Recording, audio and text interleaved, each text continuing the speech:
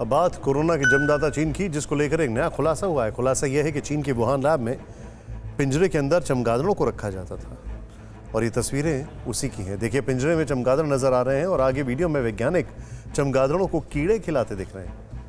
इसी वीडियो में चमगादड़ों का झुंड भी नजर आता है और कई वैज्ञानिक भी दिख रहे हैं। वुहान लैब की इन तस्वीरों से WHO यानी विश्व स्वास्थ्य संगठन के वो दावे खारिज हो रहे हैं जिसमें उसने कोरोना के वुहान लैब से निकलने के संदेह को षड्यंत्र करार दिया था। यानी ड्रैगन की साजिश एक बार फिर बेनकाब हुई है और इस वक्त तो चीन अंतर्राष्ट्रीय मंच पर बुरी तरह घिर चुका है। दुनिया भर के करीब 50 देशों ने तीन मोर्चों पर चीन के खिलाफ मोर्चा खोल रखा है।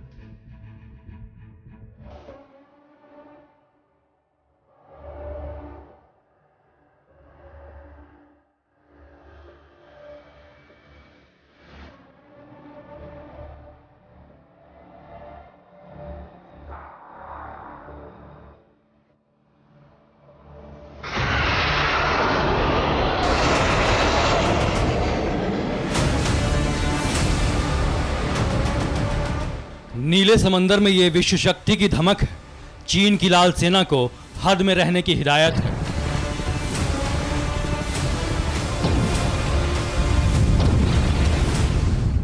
सुलगते समंदर में बारूदी साजिश के खिलाफ बारूदी बारिश हुई तो चीन तिलमिला उठा।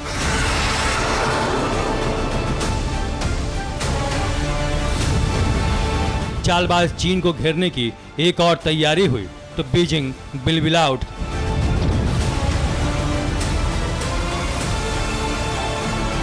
करीब एक हफ्ते तक साउथ चाइना सी में अमेरिका और ऑस्ट्रेलिया के जंगी जहाज ज्वाइंट एक्सरसाइज करते रहे। फाइटर प्लेन और लड़ाकू हेलीकॉप्टर से गोले दागे जाते रहे।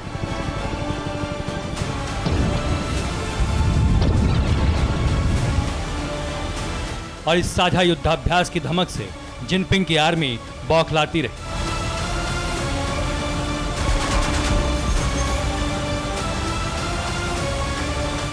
बहरहाल ये तो चीन को घेरने की एक छोटी सी कवायद भर है।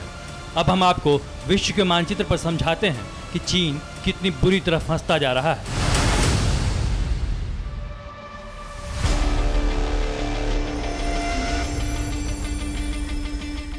बरमुडा ट्रायंगल में घिरा चीन, अब शी दिन गिन।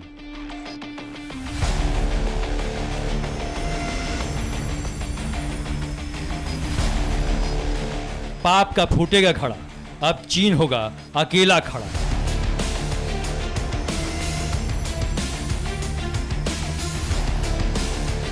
देखिए, ये वही बरमुडा ट्रायंगल है जिसमें ड्रैगन का फंसना तय है, क्योंकि इस तिकोने जाल का एक सिरा विश्व के सबसे अमीर देशों का ग्रुप G7 के हाथ में है, तो दूसरा नाटो के हाथ में और तीसरा सिरा क्वाड ने थाम रखा है।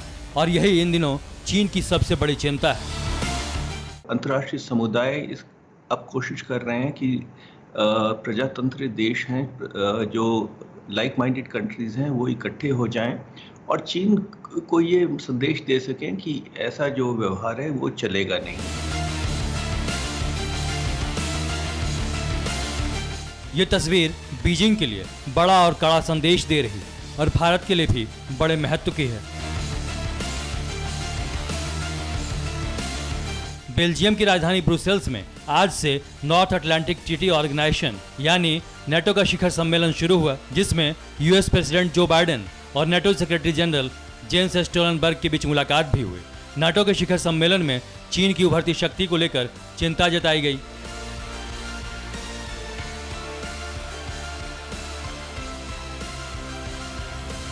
दो उत्तरी अमेरिकी और 28 यूरोपीय देशों ने इस पर चर्चा की, जो चीन के लिए एक नई मुसीबत की शुरुआत है।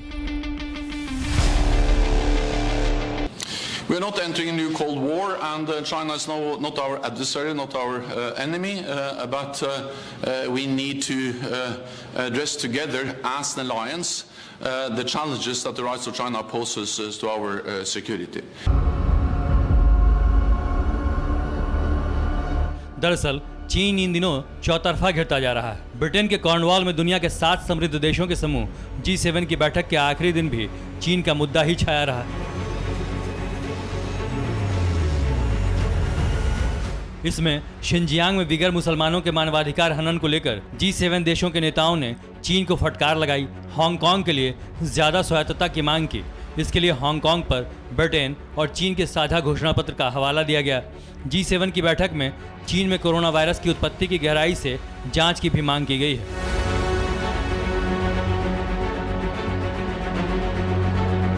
इसके अलावा चीन के लिए कई संवेदनशील मुद्दों जैसे ताइवान जैसी दुखती नब्ज को लेकर भी उसे नसीहत दी गई, जिस पर चीन ने कड़ी प्रतिक्रिया दी और कहा कि वो दिन लद गए जब मुट्ठी भर मुल्क दुनिया की किस्मत का फैसला किया करते थे।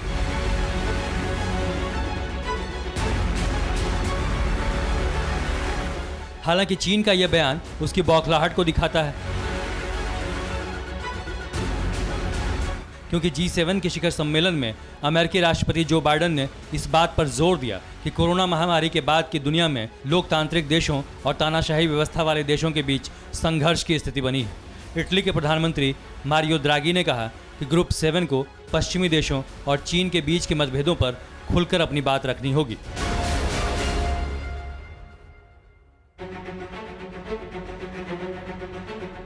G7 के इसी सम्मेलन को प्रधानमंत्री मोदी ने भी संबोधित किया और बतौर मेहमान ऑस्ट्रेलिया भी शामिल हुआ, जो चीन के खिलाफ वैश्विक एकजुटता को दिखाता है। लेकिन सवाल उठता है कि ग्रुप ऑफ 7 ताकतवर और बेलगाम होते हुए चीन का मुकाबला कैसे कर पाएंगे।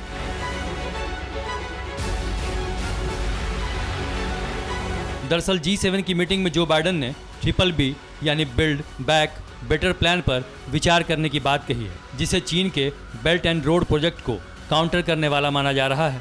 भारत ने भी अमेरिका की ओर से दिए गए इस प्रोजेक्ट पर विचार करने की बात कही है। फिक्र आपकी, सोमवार से शुक्रवार रात 9 बजे सिर्फ TV9 भारतवर्ष पर।